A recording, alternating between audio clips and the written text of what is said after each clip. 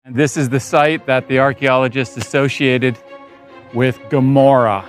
So here you can see that ashy layer that's just underneath the surface. This is full of burned pottery. It's full of the fragments of human bones. Mga apo, kumusta kayo no? Muli, ako pa rin ang inyong lulukakoy. At sa video natin ngayon, gusto kong ibalita, ibahagi at ipaalam sa inyo ang tungkol sa mga bagay na nahanap o nahukay na naman ng mga arkeologo sa mismong ilalim ng Sodoma at Gomorrah.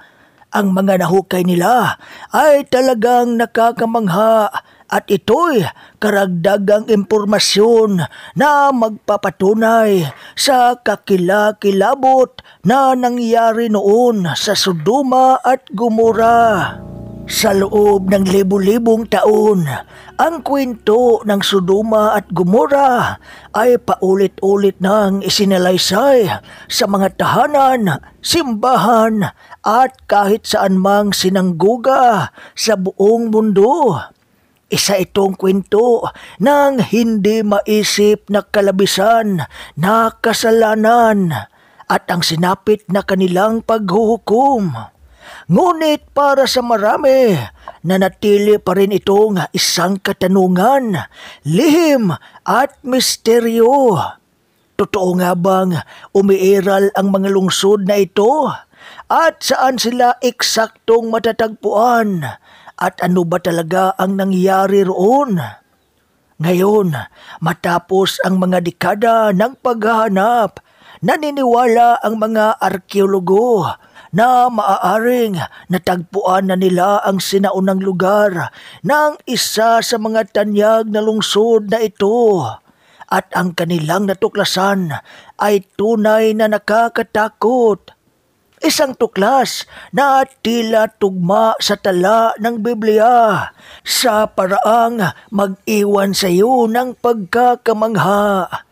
Unang binanggit ng Biblia ang Sodoma at Gomorrah sa aklat ng Genesis.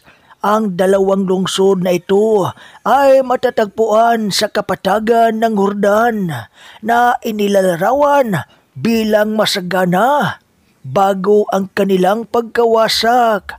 Ito'y halos katulad din ng halamanan ng Panginoon. Sa Genesis chapter 13 verse 10, mababasa natin ang ganito. At nang iginala ni Lot ang kanyang paningin, nakita niya ang kapatagan ng Jordan hanggang sa Zoar ay sagana sa tubig tulad ng halamanan ng Panginoon at ng lupain ng Ehipto. Nangyari ito noong hindi pa natutupok ang Sodoma at Gomorrah. Ngunit sa kabila ng kagandahan at kasaganaan ng lupaing ito, ang mga lungsod ay lubos nang nalulubog sa kasamaan. Tinalikuran ng kanilang mga tao ang Diyos, niyakap ang katiwalian, karahasan at lahat ng uri ng immoralidad. Sabi sa Genesis chapter 13 verse 13, napakasama ng mga tao sa lungsod ng Sodoma. Namumuhay sila ng laban sa Panginoon. Hindi lamang ito basta isang pamayanang may ilang masasamang impluensya. Ang mismong kultura ng mga lungsod na iyon ay naging lason. Hayagang ipinagdiriwang ang kasalanan at sa kanyang katarungan, nagpasya ang Diyos na hatulan sila. Ngunit bago dumating ang paghukom, binigyan niya sila ng pagkakataon na magsisi. At ang isa sa pinakamadamdaming tagpo sa lumang tipan ay si Abraham na nakipagtagpo at nakiusap sa Diyos na iligtas ang lungsod kung sakali man na may iilang matuwid pang tao na matatagpuan doon. Mababasa natin ito sa Genesis chapter 18 verse 32. At sa huling pagkakataon ay nagtanong si Abraham, ito na po lamang ang itatanong ko. Paano po kung 10 lamang ang mabubuting tao roon?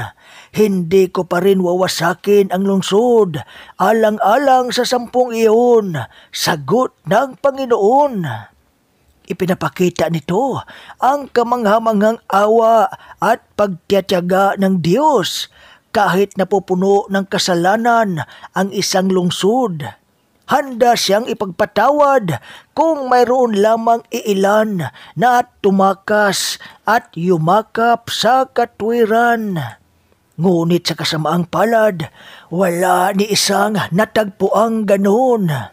2 anghel ang dumalaw sa Sodoma upang balaan si Lot, pamangkin ni Abraham, na tumakas na. Ngunit nag-atubili pa si Lot at ang kanyang pamilya. Ngunit pinilit silang umalis agad sapagkat paparating na ang mga paggunaw. Inilalarawan ito sa Genesis chapter 9 verse 24 ang mga sumusunod na pangyayari. Saka pa lamang pinaulanan ng Panginoon ng apoy at asupre ang Sodoma at Gomora. Ang pagkawasak ay biglaan at lubusan. Ang masaganang lupain ay natusta, ang mga lungsod ay nabura, at ang dating maunlad na rehiyon ay naging tiwangwang. Ang tanging nakaligtas ay si Lot at ang kanyang 2 anak na babae. Ngunit ang asawa ni Lot sa kabila ng babala ay lumingon pabalik at siya'y naging isang haliging asin. Ang kwento ay nagsisilbing matinding paalala ng parehong katarungan at awa ng Diyos. Ngunit sa loob ng libu-libong taon, nanatiling hindi tiyak ang kinaroroonan ng Sodoma at Gomora. May naniniwalang tuluyan nang natabunan ang mga ito sa ilalim ng Dead Sea. Ang iba naman nag-isip na baka sila'y nakabaon na sa mga patong-patong na mga buhangin sa disyerto. Ngunit sa loob ng maraming siglo, ang mga eskolar, manlalakbay at mga arkeologo ay naghahanap ng paraan at ng anumang ebidensya ng mga biblikal sa mga lungsod na ito. Maraming teorya ang lumitaw, ngunit wala ni isa ang ganap na tumugma sa paglalarawan ng Biblia. Hanggang kamakailan lang, isang lugar na kilala bilang Tal el-Hammam na matatagpuan sa lambak ng Jordan, hilagang silangan ng Dead Sea, ang nagsimulang makatawag pansin sa mga arkeologo.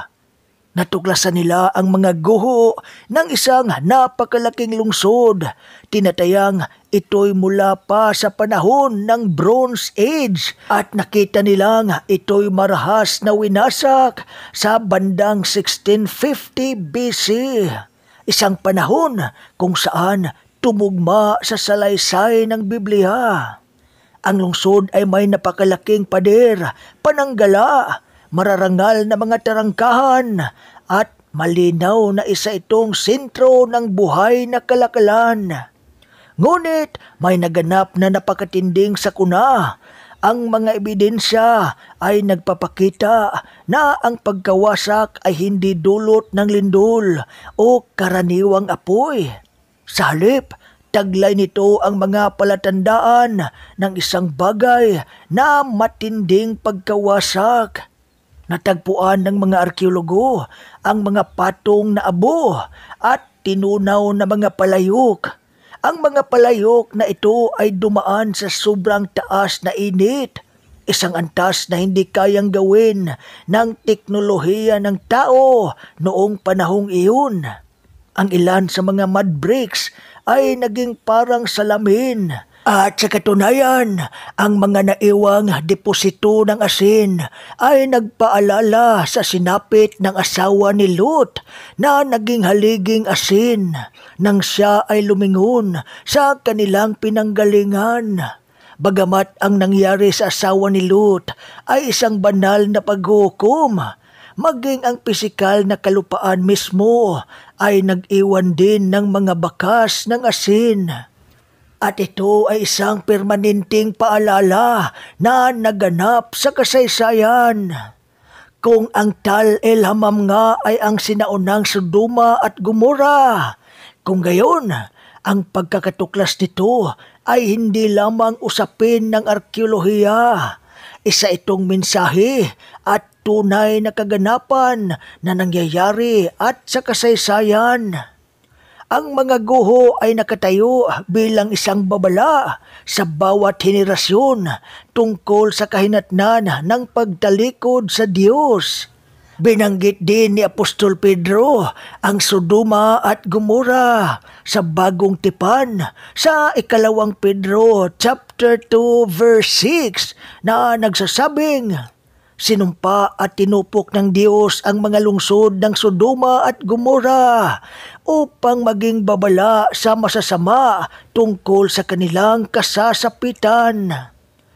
Kahit makalipas ang libu-libong taon, ang kanilang kwento ay patuloy na nagsasalita. Ipinapaalala nito sa atin na ang Diyos ay mapagpasensya at maawain, ngunit siya rin ay banal at makatarungan.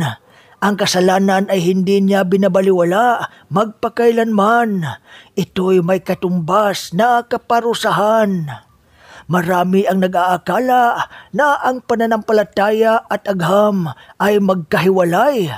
Ngunit ipinapakita ng mga tuklas na ito na maaari silang maglakad ng magkasabay. Hindi pinapalitan ng arkeolohiya ang Biblia. Sa halip, inilalantad lamang nito ang pisikal na ebidensyang sumusuporta. Ang pagkatuklas sa Tal El Hammam na may biglaang pagkawasak sa apoy, pinsala mula sa matinding init, mga deposito ng asin at daang-daang taong pagkatiwangwang ay kahangahangang tugma sa tala ng Biblia. Maging opisyal man o hindi na tawagin itong Sodom ng mundo, ang pagkakahawig ay napakalakas upang baliwalain. Sa Lucas chapter 17 verse 28 to 30, kabanata 17, ay ikinumpara mismo ni Jesus ang mga huling araw sa panahon ni Lot. Gayon din ang nangyari noong panahon ni Lot.